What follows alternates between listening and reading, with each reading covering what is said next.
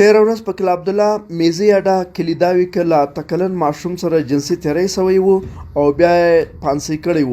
د ده پلار زموږ سره خبرې کوي. کلیداویان سره او دی د ماښام د اذان څه کوچنیانو لیدلی ولو چې پر سایکله باندې یو چا اخیستی و.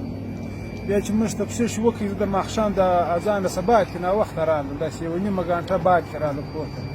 چې رالم له کوچنیو نسته ورک دی کور ته، زه نه هم دا وویل. بیا چې موږ چې راووتلو په کومه مدرسه کې سبق وایي هغه مدرسې والا حافظ اشرف نومیږي، هغه هم راغی.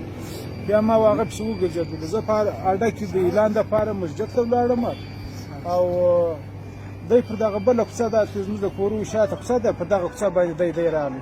یو دی دی یو بل ملګری ورسره، دوه نور ملګري ورسره دي. بیا په دا باغ کې ننوتلي وو، دلته چې کوم باغ و دا کوم اندازه چې دلته دی ورک. اول یې سایکل برآمد سو، سایکل یې پروت و د هغه سم آباد. بیا دی په درخته باندې راځړېدی. خو ما یې ټلیفون راوکړ، زه په مسجد کې ولم د اعلان دپاره اعلان مې کاوه. د ټلیفون راوکړ چې ته راسه سایکل مې پیدا کړئ. چې زه رالم د سایکل یې پیدا کړی و، دی هم راځړېدی په درخته باندې. بیا دی مې راخلاص کړي. دی چې مولو چې ماخستن ناوخته مولو دوام کیسه م وله اچانک معامله وله. نه مې په داسې حال کې حکومت نه راوغوښتی، پل مې پټ کړي او بعد کې چې هلک مې راوستی کور ته مدرسې لمبو ته. بیا مې محمد نسیم صاحب له ټلیفون وکړ، هغه و ایسي و غټ حمله راغله دی.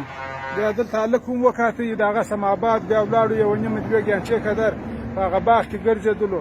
هغه کوم یو ځای چې دی اول یې وژلی ولو هغه موږ نه دی لیدلی، هغه ایسي په خپله لیدلی و، په خپل یې پیدا کړی و. باید کې دوباره چې دی ورغلو.